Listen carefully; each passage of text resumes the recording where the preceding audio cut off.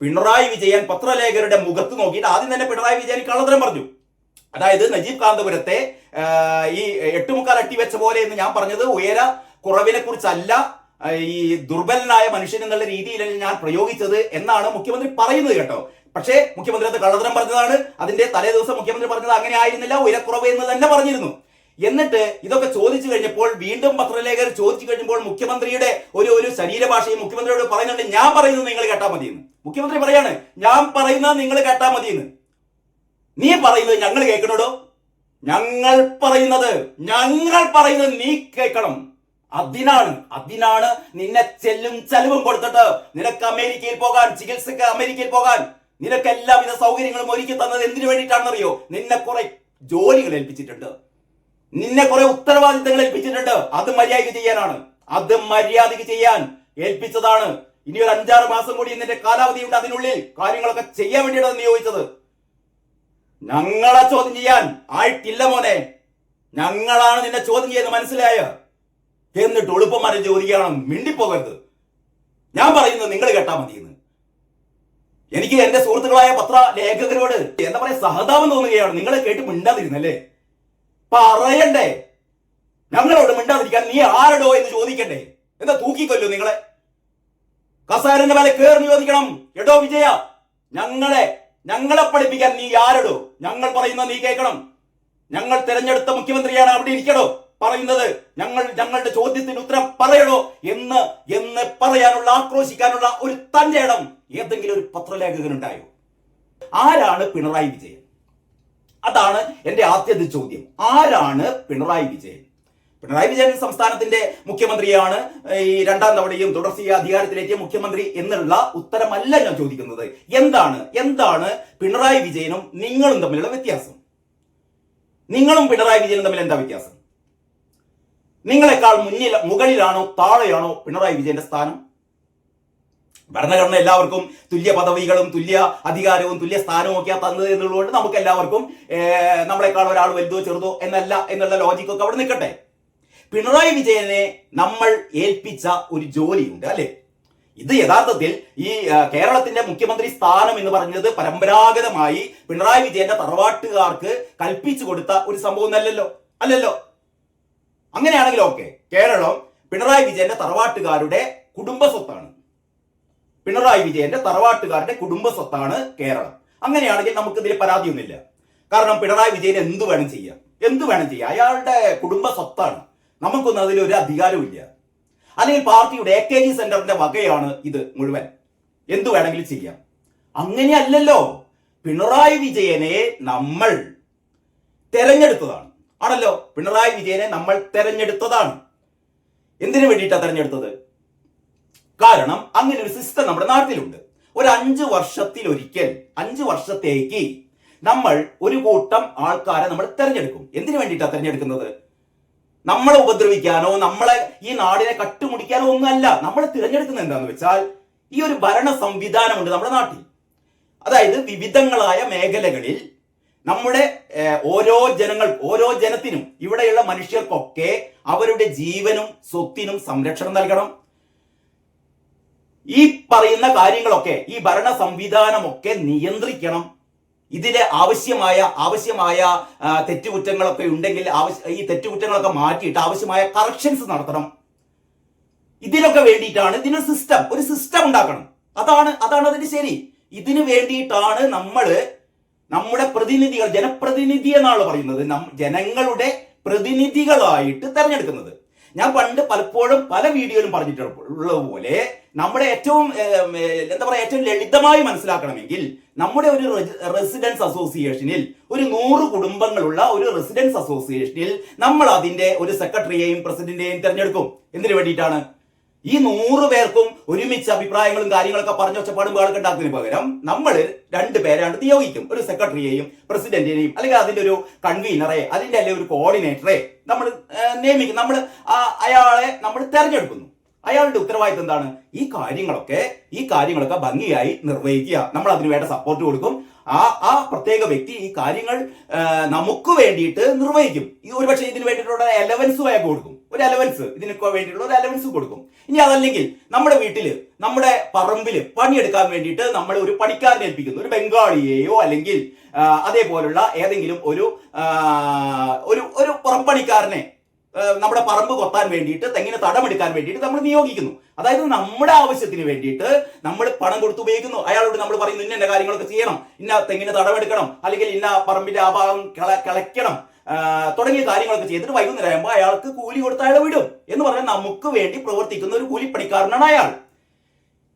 ഇത് തന്നെയാണ് നമ്മൾ വേറൊരർത്ഥത്തിൽ ഈ നാടിന് നമ്മൾ എന്ത് ചെയ്യുക, ഇതിന്റെ ഒരു സിസ്റ്റം വർക്ക് ചെയ്യിപ്പിക്കാൻ വേണ്ടിയിട്ട്, ഇതിനൊരു നേതൃത്വം കൊടുക്കാൻ വേണ്ടിയിട്ട്, ഈ കാര്യങ്ങളൊക്കെ നല്ല രീതിയിൽ നടത്തിപ്പിക്കാൻ വേണ്ടിയിട്ട് നമ്മൾ നിയോഗിക്കുന്ന കാലാകാലത്തേക്ക് അല്ല കേട്ടോ, നമ്മളൊരു 5 വർഷത്തേക്ക് കുറച്ച് ആൾക്കാരെ നമ്മൾ സെലക്ട് ചെയ്ത് നമ്മൾ ഇതിലേക്ക് ഇവരെ നിയോഗിക്കും.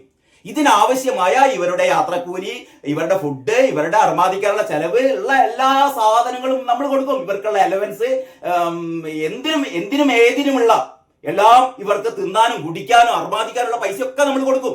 ഇതൊക്കെ കഴിഞ്ഞിട്ട് നമ്മൾ അറിയാതെ പൈസയ്ക്ക് അവർ കട്ടുപിടിക്കും, അത് വേറെ കാര്യം.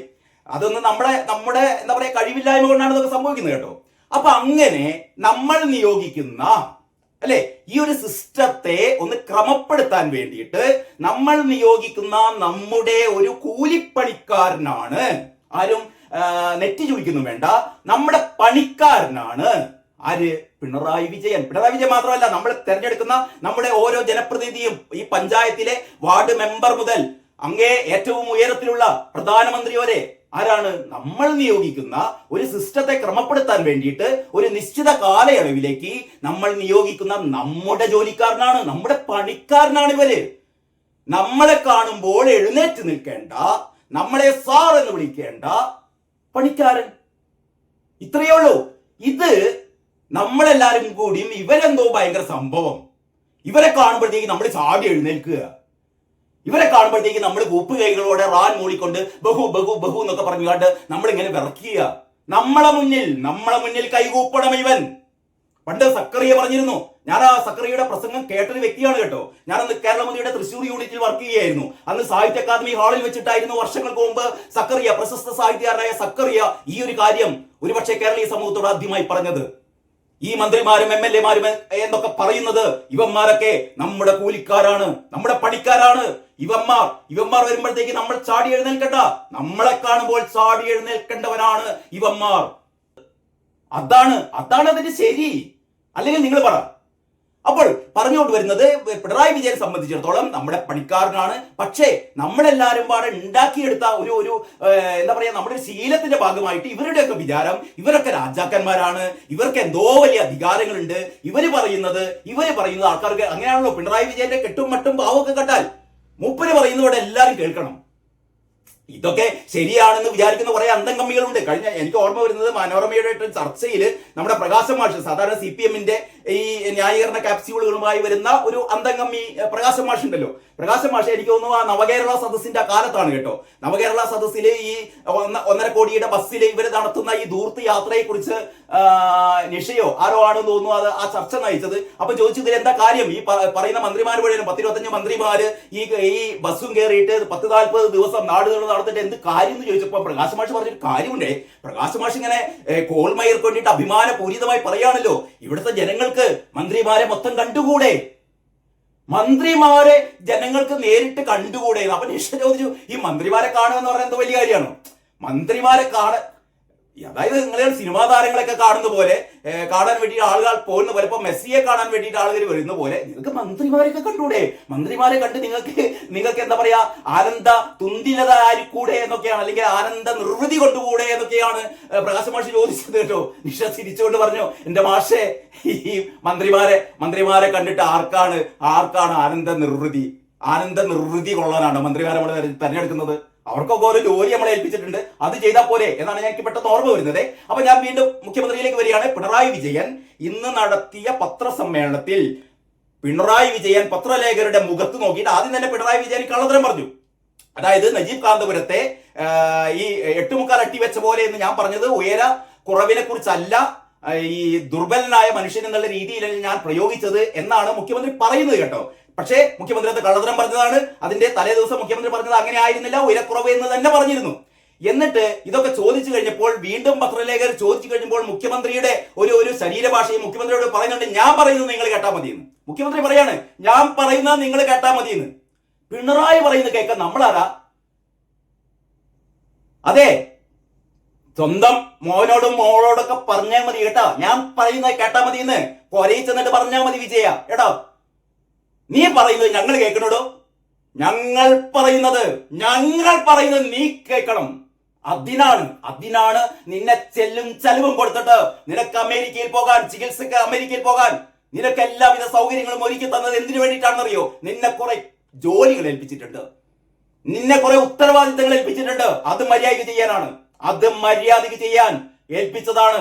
ഇനി ഒരു 5-6 മാസം കൂടി നിന്റെ കാലാവധിയുണ്ട്, അതിനുള്ളിൽ കാര്യങ്ങളൊക്കെ ചെയ്യാൻ വേണ്ടിയിട്ടാണ് നിയോഗിച്ചത്. ഞങ്ങളെ ചോദ്യം ചെയ്യാൻ ആയിട്ടില്ല മോനെ, ഞങ്ങളാണ് നിന്നെ ചോദ്യം ചെയ്യുന്നത്, മനസ്സിലായ? എന്നിട്ട് എളുപ്പമാരെ ചോദിക്കണം, മിണ്ടിപ്പോകരുത്. ഞാൻ പറയുന്നത് നിങ്ങൾ കേട്ടാ മതിയെന്ന്. എനിക്ക് എന്റെ സുഹൃത്തുക്കളായ പത്ര ലേഖകരോട് ഭയങ്കര എനിക്ക് എന്താ പറയാ സഹതാപം തോന്നുകയാണ്. നിങ്ങളെ കേട്ട് മിണ്ടാതിരുന്നല്ലേ? പറയണ്ടേ? ഞങ്ങളോട് മിണ്ടാതിരിക്കാൻ നീ ആരടോ എന്ന് ചോദിക്കണ്ടേ? എന്താ തൂക്കിക്കൊല്ലോ നിങ്ങളെ? കസാരന്റെ മേലെ കയറി ചോദിക്കണം, എടോ വിജയ ഞങ്ങളെ പഠിപ്പിക്കാൻ നീ ആരടോ? ഞങ്ങൾ പറയുന്നത് നീ കേൾക്കണം. ഞങ്ങൾ തെരഞ്ഞെടുത്ത മുഖ്യമന്ത്രിയാണ് അവിടെ ഇരിക്കടോ പറയുന്നത്. ഞങ്ങളുടെ ചോദ്യത്തിന് ഉത്തരം പറയണോ എന്ന് പറയാനുള്ള, ആക്രോശിക്കാനുള്ള ഒരു തന്റെ ഇടം ഏതെങ്കിലും ഒരു പത്രലേഖകനുണ്ടായോ? ഇനി അത് നിങ്ങളെ ഞാൻ കേൾപ്പിച്ചു തരാം. നാട്ടിലൊരു വർത്തമാനം 8:45 വെച്ച പോലെ അത്രയും ഉയരം മാത്രമുള്ള ഒരാളാണ് ഇവിടെ വലിയ തോതിൽ പോയിട്ട് ആക്രമിക്കാൻ പുറപ്പെടുന്നത്. അത്രയും ഉയരം മാത്രമുള്ള ഒരാളാണ് ആക്രമിക്കാൻ വേണ്ടി പോകുന്നത്. ഞാൻ വെറുതെ പറഞ്ഞാലെന്ന് മനസ്സിലായല്ലോ. മുഖ്യമന്ത്രി നിയമസഭയിൽ പറയുന്നു, അത് കേട്ടിട്ട് മുഖ്യമന്ത്രി പിണറായി വിജയന്റെ അമേദ്യം നിന്നുന്ന അന്തം കമ്മികൾ ഡെസ്കിലടിച്ച് ആഹ്ലാദിക്കുന്നു. ഇതാ ഒരിക്കൽ കൂടി. നാട്ടിലൊരു വർത്തമാനം 8:45 വെച്ച പോലെ അത്രയും ഉയരം മാത്രമുള്ള ഒരാളാണ് ഇവിടെ വലിയ തോതിൽ പോയിട്ട് ആക്രമിക്കാൻ പുറപ്പെടുന്നത്. മനസ്സിലായല്ലോ? അത്രയും ഉയരം മാത്രമുള്ള ഒരാളാണെന്ന് പറഞ്ഞ മുഖ്യമന്ത്രി പിന്നീട് ഈ കള്ളം പറയുന്നത് എന്താണെന്നറിയോ? കാണിച്ചു തരാം. പക്ഷെ ഇന്നലെ ഞാനത് നമ്മുടെ ഏതോ ഒരു മന്ത്രിയെ കാണാൻ വേണ്ടി പോകുമ്പോ നിങ്ങൾ ചെറിയ ഇതേപോലെ ആണെന്ന് വിളിച്ച് ചോദിക്കുന്നത് കേട്ട്, അല്ല നിങ്ങൾ നജീവ് കാത്തപുരത്തെയാണോ പറഞ്ഞത്? നജീവ് കാത്തപുരം നല്ല ആരോഗ്യമുള്ള ആളല്ലേ? അയാൾ ഓരോ പറഞ്ഞതല്ലാതെ നല്ല ആരോഗ്യമുള്ള ആളല്ലേ? ആരോഗ്യമില്ലാത്ത ഒരാളെയാണ് ഞാൻ ഉദ്ദേശിച്ചത്. അതാണ് കാണേണ്ടത്. മനസ്സിലായില്ലേ? ആരോഗ്യമില്ലാത്ത ഒരാളെയാണ് ഞാൻ ഉദ്ദേശിച്ചത്, അതാണ് കാണേണ്ടത് എന്നാണ് മുഖ്യമന്ത്രി പറയുന്നത്. അല്ലാതെ ഉയരക്കൂടുതലോ ഉയരക്കുറവല്ല ഞാൻ ഉദ്ദേശിച്ചതെന്നാണ് മുഖ്യമന്ത്രി പറയുന്നത്. നജീവ് കാത്തപുരം നല്ല ആരോഗ്യമുള്ള ആളല്ലേ? അയാൾ ഓരോ പറഞ്ഞതല്ലാതെ നല്ല ആരോഗ്യമുള്ള ആളല്ലേ? ആരോഗ്യമില്ലാത്ത ഒരാളെയാണ് ഞാൻ ഉദ്ദേശിച്ചത്. അതാണ് കാണേണ്ടത്. ആരോഗ്യമില്ലാത്ത ആളെയാണ് ഞാൻ ഉദ്ദേശിച്ചതാണ്. ആരോഗ്യമില്ലാത്ത ആളെയാണ് ഞാൻ ഉദ്ദേശിച്ചതാണ് മുഖ്യമന്ത്രി പറയുന്നത്. ഉയരക്കുറവ് എന്ന കാര്യം തലേ ദിവസം പറഞ്ഞ കാര്യം കള്ളം വിഴുങ്ങി. ഉളുപ്പ് വേണ്ടടോ. പറഞ്ഞതെന്ന് പറയണം, ഖേദം പ്രകടിപ്പിക്കണം. തെറ്റുപറ്റും. ചിലപ്പം സംസാരിക്കുന്നതിന്റെ ഇടയിൽ നമ്മൾ അറിയാതെ ചില വാക്കുകളൊക്കെ വരും. വന്നെങ്കിൽ പറയാ അത് തെറ്റിപ്പോയി, അതൊരു നാക്കുപിഴയായിരുന്നു, ഞാൻ ഖേദം പ്രകടിപ്പിക്കുന്നു. നജീബ് കാന്തപുരമേ, നിന്നോട് ഞാൻ ഖേദം പ്രകടിപ്പിക്കുന്നു എന്ന് പറയണ്ടേ? പറഞ്ഞു കഴിഞ്ഞാൽ എന്താ ഇയാളുടെ എന്തെങ്കിലും അടർന്നു പോകുമോ? ഇനി അപ്പോഴാണ് പത്രലേഖകർ വീണ്ടും ചോദിച്ചപ്പോൾ മുഖ്യമന്ത്രിയുടെ പ്രതികരണമാണ്, ഞാൻ പറയുന്നത് കേൾക്കുന്നു. മുഖ്യമന്ത്രി പറയാണ് ഞാൻ പറയുന്നത് കേൾക്ക്, നിങ്ങളല്ല ഞാൻ പറയുന്നത് കേൾക്കുന്നു. മുഖ്യമന്ത്രി പറഞ്ഞത് ഇതാ വീണ്ടും, ഞാൻ പറയുന്നത് നിങ്ങൾ കേൾക്കണ്ടേ? 8:45 എന്ന് പറയുന്നത് ഒരു നാടൻ പ്രയോഗമാണ്. ഈ 8:45 അട്ടി വെച്ച് അത്രയും ഞാൻ എന്താ അർത്ഥം? അതൊരു കാറ്റ് വന്നാൽ തന്നെ വീണു പോകും. മനസ്സിലാക്കണം. ഇവിടെ എന്താ സംഭവിക്കുന്നത്? ഞാൻ ഇരിക്കുമ്പോൾ കാണുകയാണ് ഈ ഭാഗത്ത് അവിടെയുള്ള വാച്ച്മാൻ ഇങ്ങനെ നിൽക്കുമ്പോൾ അവരെ പോയി ഒരു വനിതാ വാച്ച്മാനെ തള്ളുകയാണ്, ബലമായിട്ട് തള്ളുകയാണ്. മറ്റൊന്ന് കാണുന്നത് ഈ വാച്ച്മാനെ ഇങ്ങനെ അമർന്നിരുന്നു കൊണ്ട് പിടിച്ചു വലിക്കുകയാണ് ഇങ്ങോട്ട്. ആ ചെയ്യുന്നത് നല്ല ആരോഗ്യമില്ലാണ് ആദ്യം ചെയ്യുന്നത്. പിന്നെ ചെയ്യുന്നത് ഒരാള് ആരോഗ്യം തീരെ ഇല്ലാത്ത ഒരാളാണ്. അയാളാണ് ഈ പറഞ്ഞ ഒരു ഊതൽ ഊതിയാൽ വീണു പോകുന്നയാളാണ്. ഈ പറയുന്നവരെല്ലാം നല്ല ആരോഗ്യമുള്ളവരാണല്ലോ. പക്ഷെ അവര് നിശബ്ദ ജീവികളല്ലേ അവിടെ, അവർക്കൊന്നും ചെയ്യാൻ കഴിയില്ല. അവരെ പോയിട്ട് ഉപദ്രവിക്കുകയാണ്, ആക്രമിക്കുകയാണ്. അപ്പൊ അങ്ങനെ ഒരാൾ എന്തുകൊണ്ടാണ് ആക്രമിച്ചത്? അതാണ് ഞാൻ പറഞ്ഞ പ്രശ്നം നിയമസഭയിൽ. ആ ആക്രമിക്കാൻ കഴിഞ്ഞത് നിയമസഭയുടെ പരിരക്ഷ നിയമസഭാംഗമെന്ന നിലയിലുണ്ട്. അപ്പൊ വേണ്ടത്ര ആരോഗ്യമില്ലാത്ത ഒരാളടക്കം ആക്രമിക്കാൻ പോവുകയാണ്. ഇതാണ് ഞാൻ പറഞ്ഞതിന്റെ പൊരുൾ. ഞാൻ പറഞ്ഞത് കേൾക്കുന്നു, നിങ്ങൾ പറയാൻ ഇടക്ക് പറഞ്ഞാൽ ശരിയാവും. ഞാൻ പറയുന്നത് നിങ്ങൾ കേൾക്കണ്ടേ? ഇവിടെ ഇപ്പൊ മനസ്സിലായില്ലേ എല്ലാവർക്കും? അതായത് മുഖ്യമന്ത്രി വീണ് കടന്ന് ഉരുളുകയാണ്. ഞാൻ പറഞ്ഞത് ഉയരക്കുറവിനെ കുറിച്ചല്ല, ഞാൻ പറഞ്ഞത് ദുർബലമായ ശരീരത്തെ കുറിച്ചാണ്. കാറ്റടിച്ചാൽ വീണു പോവും എന്ന തരത്തിലുള്ള ഒരു രീതിയായിരുന്നു അവിടെ. ദുർബലനായ മനുഷ്യനാണ്, അങ്ങനെയൊക്കെയാണ് ഞാൻ പറഞ്ഞതെന്ന് പറഞ്ഞപ്പോൾ പത്രലേഖകർ വീണ്ടും ചോദിച്ചപ്പോഴാണ് ഇയാൾ പറയുന്നത് ഞാൻ പറയുന്നത് കേൾക്കുന്നു. മനസ്സിലായില്ലേ? അപ്പൊ ഞാൻ ഈ വീഡിയോ ഇവിടെ അവസാനിപ്പിക്കുകയാണ്. ഒരു കാര്യം വിജയനോട് മാത്രമല്ല, എല്ലാ മന്ത്രിമാരോടും എല്ലാ ജനപ്രതിനിധികളോടും പറയുകയാണ്. ഇവിടുത്തെ ജനങ്ങൾ പറയുന്നത് കേൾക്കേണ്ടവരാണ് നിങ്ങൾ. അല്ലാതെ നിങ്ങൾ പറയുന്നത് കേൾക്കേണ്ടവരല്ല. അത് വീട്ടിൽ പോയി പറഞ്ഞാൽ മതി കേട്ടോ. അത് നിങ്ങളുടെ വീട്ടിൽ പോയിട്ട് പറഞ്ഞാൽ മതി. അതിവിടെ ആ അഭ്യാസം ഇവിടെ എടുക്കരുത് എന്ന് പിണറായി വിജയനോടും പിണറായി വിജയന്റെ മന്ത്രിസഭയിലെ എല്ലാ മന്ത്രിമാരോടും ഇവിടുത്തെ എല്ലാ ജനപ്രതിനിധികളോടും ഞാൻ പറയുകയാണ്. തൽക്കാലം ഇത്ര മാത്രം കേട്ടോ. എല്ലാവർക്കും നമസ്കാരം. വാർത്താ വിശേഷങ്ങളിലേക്ക് സ്വാഗതം. കഴിഞ്ഞ ദിവസം നിയമസഭയിൽ പിണറായി വിജയൻ നടത്തിയ ഒരു ബോഡി ഷെയ്മിങ്ങിനെ കുറിച്ച് നമ്മളൊക്കെ പത്രങ്ങളിൽ വായിച്ചു, TV ചാനലുകളിൽ കണ്ടു. ഞാനത് സംബന്ധിച്ച് വീഡിയോ ചെയ്തിരുന്നു. നമ്മൾ കരുതിയത് ഒരുപക്ഷെ മനുഷ്യരാണല്ലോ സംസാരിക്കുന്നതിൻ്റെ ഇടയിൽ തെറ്റുകൾ പറ്റിയേക്കാം, എന്താ പറയാ, നാക്കുപിഴ ഒക്കെ സംഭവിച്ചേക്കാം. ഒരു ആവേശത്തിനൊക്കെ പറയുമ്പോൾ അവിചാരിതമായി ചില പൊളിറ്റിക്കലി ഇൻകറക്റ്റ് ആയ ചില പ്രസ്താവനകളൊക്കെ നടത്തിയേക്കാം, ആർക്കും സംഭവിച്ചേക്കാം. അപ്പൊ സ്വാഭാവികമായും മുഖ്യമന്ത്രി 8.25 അട്ടിവെച്ച പോലെ എന്നായിരുന്നു മുഖ്യമന്ത്രി ആ ബോഡി ഷേമിംഗ് നടത്തിയത് കേട്ടോ. അതായത് നിയമസഭയിലെ പ്രതിപക്ഷ നിരയിലുള്ള നജീബ് കാന്തപുരത്തെ നോക്കിക്കൊണ്ടായിരുന്നു പറഞ്ഞത്.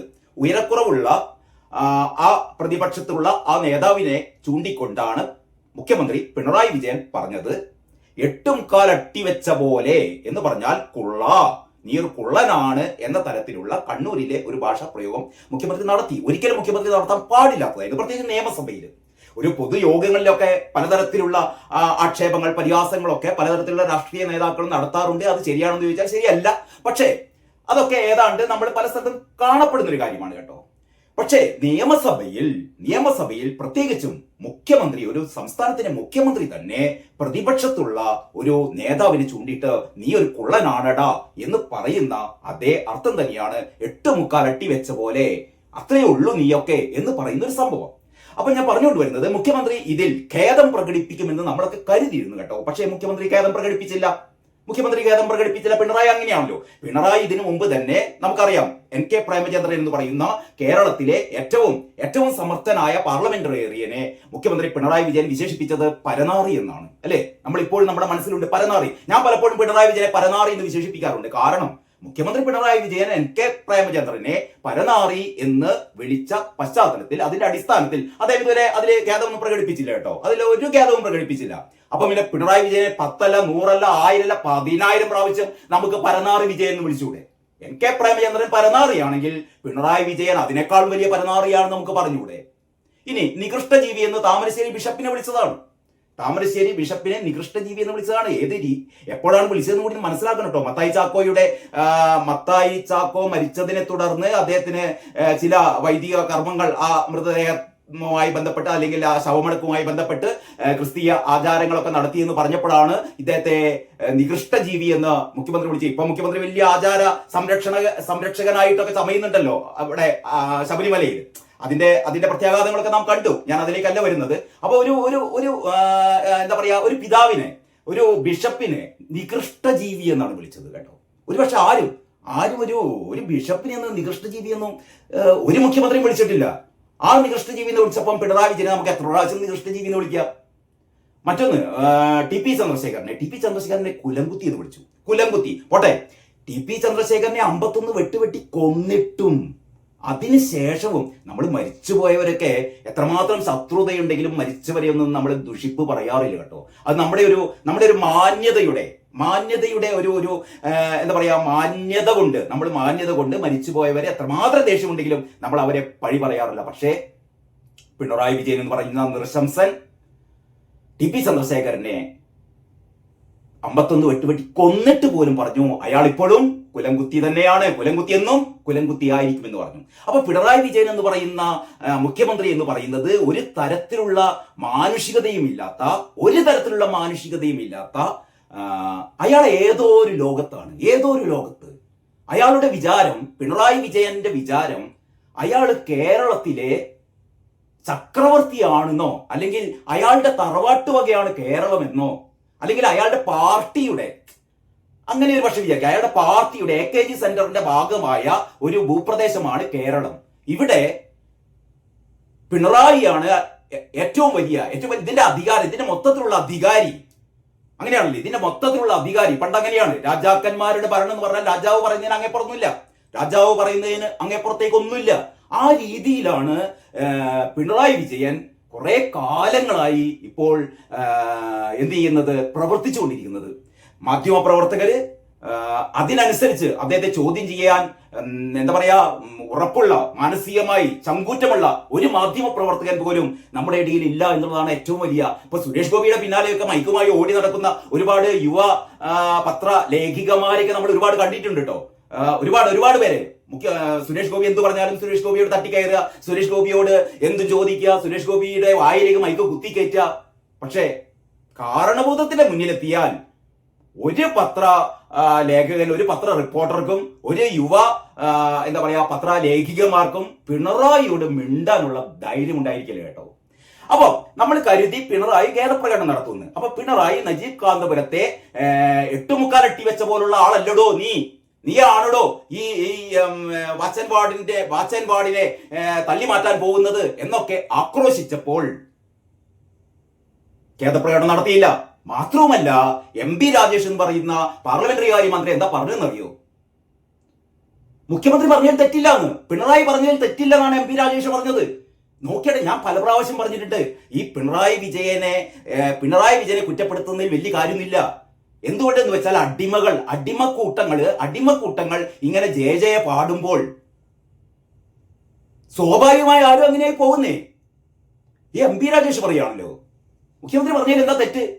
മുഖ്യമന്ത്രി പറഞ്ഞാൽ ഒരു തെറ്റില്ല. മുഖ്യമന്ത്രി അങ്ങനെ ആരെയും പേരെടുത്ത് പറഞ്ഞിട്ടില്ലല്ലോ.